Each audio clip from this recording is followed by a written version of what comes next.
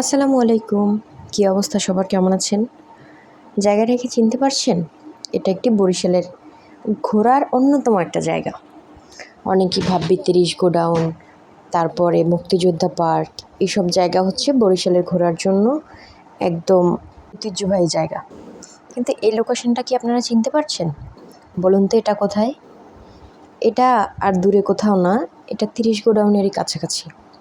৩০ godown গিয়ে আপনারা যে মেইন গেট আছে, মেইন গেট থেকে ঢুকে তারপরেও এখানে যেতে পারেন, অথবা বধ্যভূমির পেছন থেকে আমি আপনাদেরকে লোকেশনটা দেখিয়ে দিচ্ছি।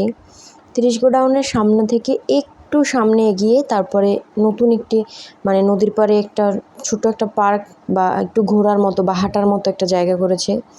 জায়গাটা খুবই সুন্দর। ওই যে দেখেন ৩০ গোডাউন, তার ঠিক একটু সামনে আগিয়ে এখান থেকে যাবেন।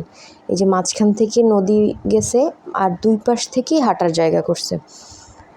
এখানে এত সুন্দর লাগছে, কোনো কিছু দেখার নাই, কিছু না, কিন্তু জায়গাটা খুবই সুন্দর। একদম নদীর একদম প্রপার একটা ফিল পাওয়া যায়, খুবই ভালো লাগে।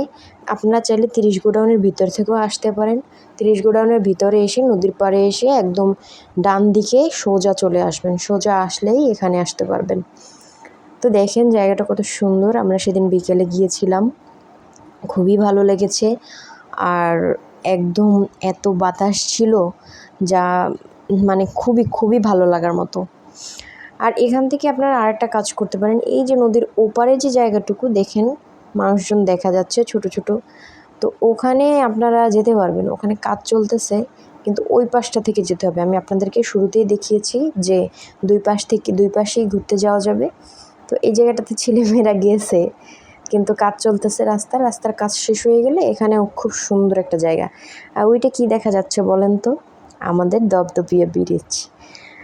যাই হোক, তো যারা বরিশালের মধ্যে মুক্তিযোদ্ধা পার্ক, তারপরে ৩০ গোডাউনের ভিতরে যে সকল জায়গায় ঘোরার মতো, সে সকল জায়গায় যারা ঘুরে ঘুরে একদম বোর হয়ে গেছেন, তাদের জন্য এই জায়গাটা।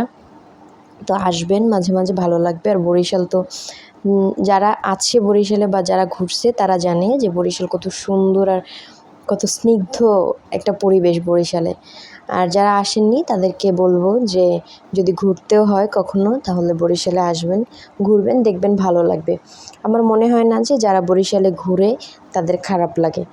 তো আপনাদেরকেও বলছি, আপনারাও আসবেন, দেখবেন, আশা করি ভালো লাগবে আপনাদেরও। আর বরিশালের মধ্যে ঘোরার মতো অনেক জায়গা আছে ঘুরতে পারলে। এখন আবার নতুন নতুন ছোট ছোট জায়গা হয়েছে, যার লোকেশন সবাই জানে না।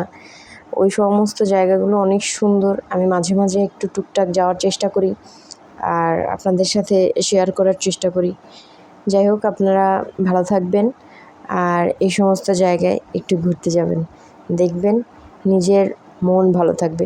একটা কথা কি, মানসিক শান্তি যদি না পান, তাহলে কিন্তু দুনিয়ার কোনো কিছুই আপনার ভালো লাগবে না। কোনো কাজ করতে ভালো লাগবে না, কোনো খাওয়া দাওয়া করতে ভালো লাগবে না। মাঝে মাঝে গিয়ে একটু নদীর পাড়ে বসে প্রয়োজনে নিজের দুঃখটাকে ভাসিয়ে দিলেন। যাই হোক, আজকে এই পর্যন্তই। আল্লাহ হাফেজ।